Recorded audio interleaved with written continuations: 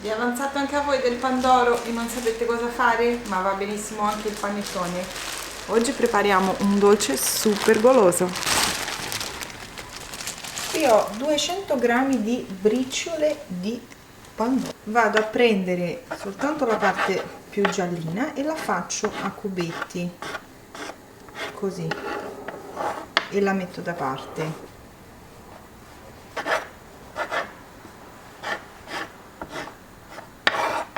Ho finito di fare i cubettini di briciole, li metto da parte così e a coltello vado a sminuzzare quello che mi rimane. Prendiamo queste briciole e le mettiamo dentro ad una ciotola piuttosto capiente. Prendiamo un uovo e mettiamo un albume all'interno delle briciole di pandoro, così, solo l'albume. Qui ho 200 g di ricotta di pecora, aggiungo il tuorlo e metto da parte. Intanto impasto il pandoro con l'albume, così.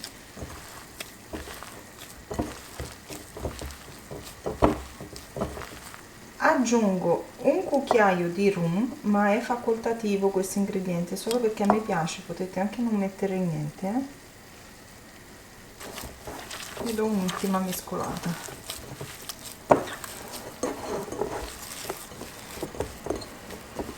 Ecco qua, questa è la consistenza che deve avere, riuscite a vedere? Ecco. A questo punto prendiamo una teglia, meglio se con la cerniera, di 20 cm di diametro e foderiamo il fondo con la carta forno. Appoggiamo al centro l'impasto che abbiamo fatto e schiacciamo per distribuirlo.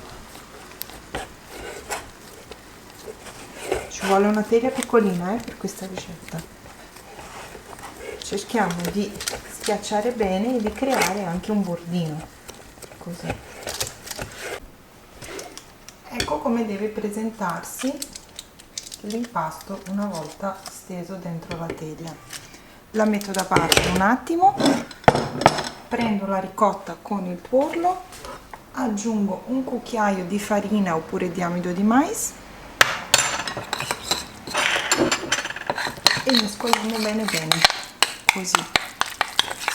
Volendo potete aggiungere anche un po' di zucchero, ma per i miei gusti il pandoro è già molto dolce, quindi non metterò altro zucchero qui. Aggiungete anche 2 cucchiai di gocce di cioccolato, così, cioccolate velocemente. Prendiamo la teglia e versiamo il composto all'interno.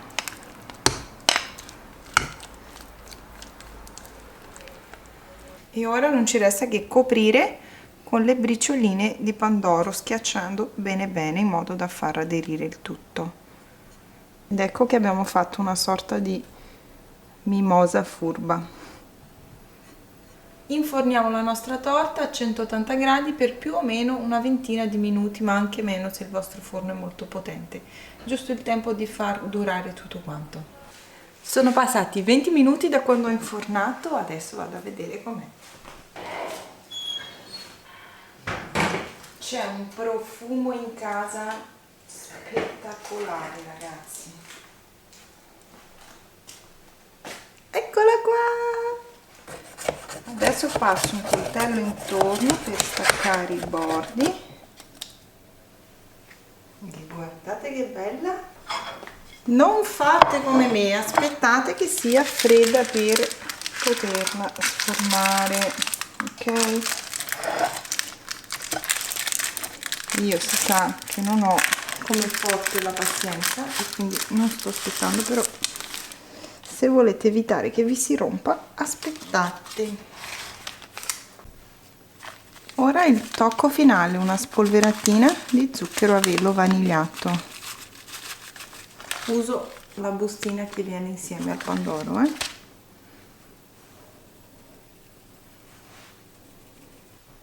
Tagliamo e vediamo com'è all'interno.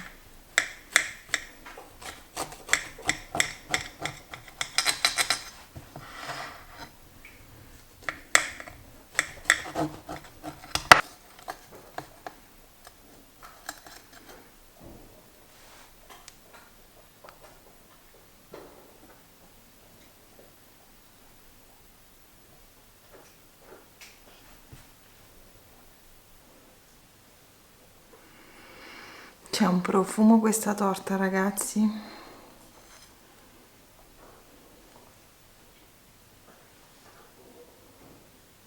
Vedete la cottura? Perfetta. Adesso assaggio.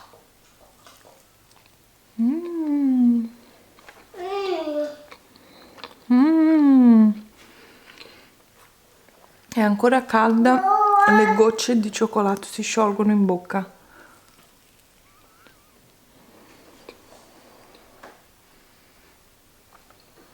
Una bontà.